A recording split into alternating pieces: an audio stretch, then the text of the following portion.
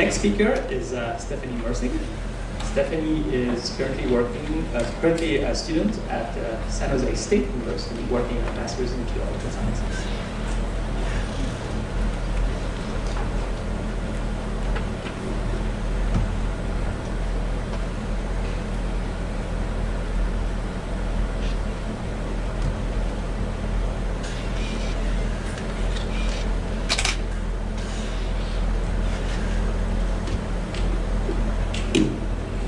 Alright, how about everybody stand up for 30 seconds? Get some blood flowing. A little shake. Okay. Now you can sit down. Alright, blood's flowing. Nice. When I was a little girl, I used to dream of going to space, and I used to dream of going to Mars. But as I got older, I realized that this dream probably wasn't going to happen anytime soon without more research, before anyone could set foot on Mars. I had so many curiosities about the big red planet, and so I decided to follow my curiosity. By following your curiosity, you can create more certainties, and by creating those certainties, that's how we're going to be able to send humans to Mars, to be able to set foot there. I've been able to follow my dreams and be a part of that by doing what I do. So what is it that I do? Well, for starters, I'm a geologist. But currently, I'm doing a lot of geochemistry. I look at dirt, basically, right now. I play with soil, dirt, and with the current project that I'm doing, I'm preparing dirt, or Martian analog material, and soil samples, and I'm running them and analyzing them in an XRD, which is short for X-ray diffraction. Basically, an X-ray beam shoots the dirt, and then I get the data. And then after that in my project, in the future, I'll be using the XRF to get some more chemistry out of it, which is short for X-ray fluorescence. Next, I'll be analyzing and interpreting that data, and then once I get all of that done, I'll be able to curate it into databases. But let's get down to the nitty-gritty, and I don't just mean soil. So let's begin with the rock. Inside of rocks, you have different minerals, but I'm going to take granite right here as our sample. So here's granite, and inside of granite you have different minerals. The translucent mineral is quartz, and then you have your salmon-colored or milk-colored mineral, which is feldspar, and then your black or dark one. Granite, Yosemite is made up of granite, and a lot of countertops are also made up of granite. So inside of these minerals, you have this thing called an atomic structure, and that's like the mineral's fingerprint. So here's quartz, which, as you can remember, that granite had quartz in it. This is its atomic structure. And the red ones are the oxygen, and the center balls, or spheres, are the silicon. This is its structure, its fingerprint. Looking at these structures are what help us to identify the minerals inside of an XRD. So here's basically what it is. It's an X-ray source that shoots a beam down into a rock or soil surface. And that beam bounces up or deflects, and the detector reads that beam. And then after that, it sends it to the computer program. And this is what I received. I just received this graph with a whole bunch of peaks. And I know some of you guys might be like, oh, it's just a whole bunch of peaks. How can you understand that? Well, they have this really cool database in the program of thousands and thousands of minerals. And you can match the peaks up, like a barcode basically, to certain different mineral peaks in the database, and then I can decide which minerals they are. And by determining which minerals they are, I can say, okay, this sample has this amount of minerals and what the minerals are. So a lot of samples have quartz, and the quartz peak is usually right here, this big tall. So can anyone else guess, or is anyone else curious as to where there's another XRD? The Curiosity rover. No pun intended. Okay, so the Curiosity's primary scientific goal is to explore and quantitatively assess Mars' surface for potential for life, past or present. So in order for Curiosity to do this, Curiosity has about 10 different tools.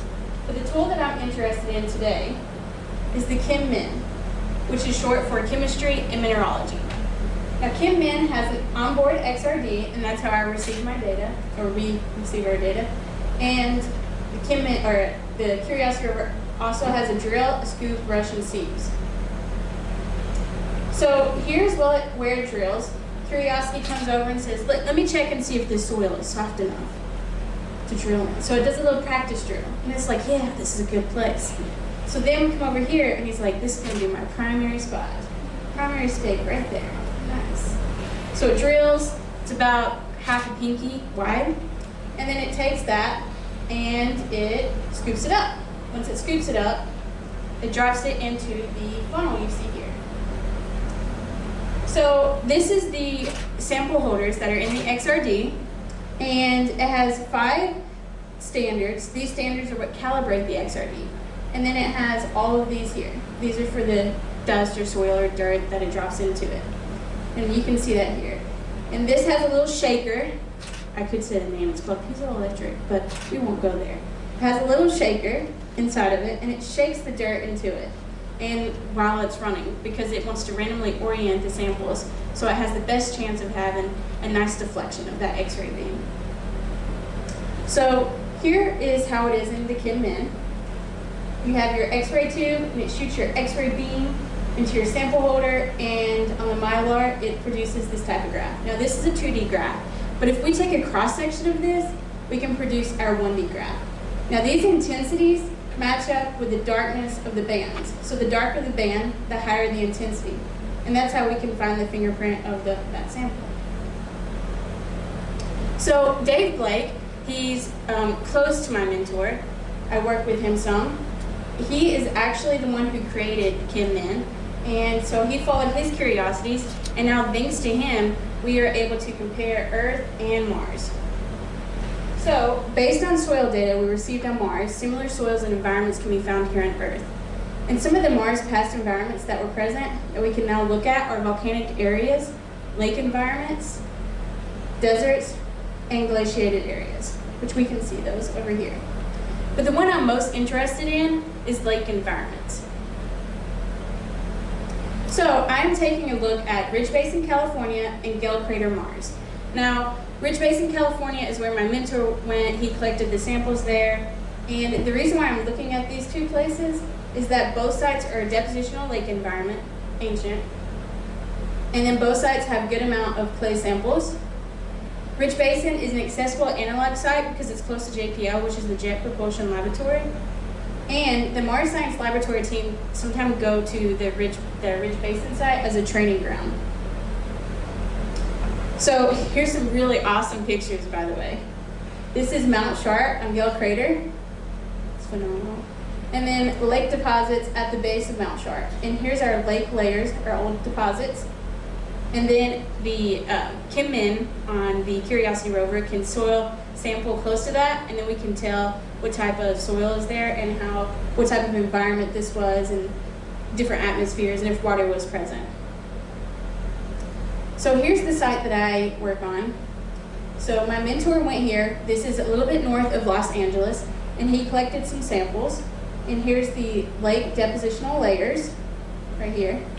And he collected over 20 samples, and I took a little bit, well, about 20 of those samples, and ran them in the XRD as bulk.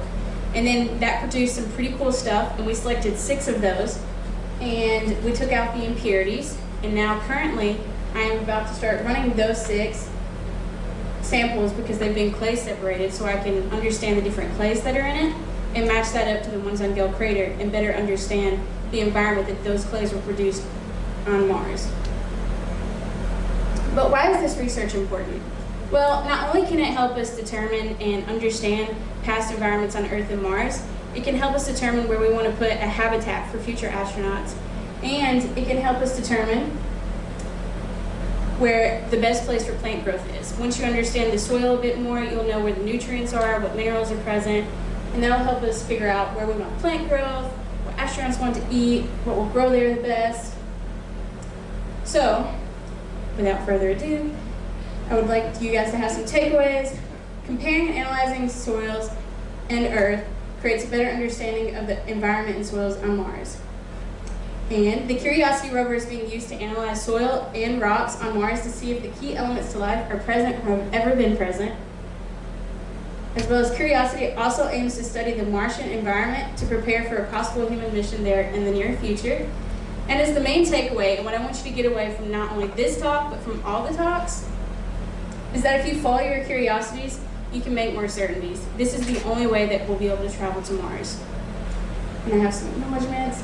Thanks to my mentor who's not here, Thomas, and Dave Blake, and then Sanjoy Sam, and BMSIS, and thank you, Mike. You weren't on here, but I want to say thank you too.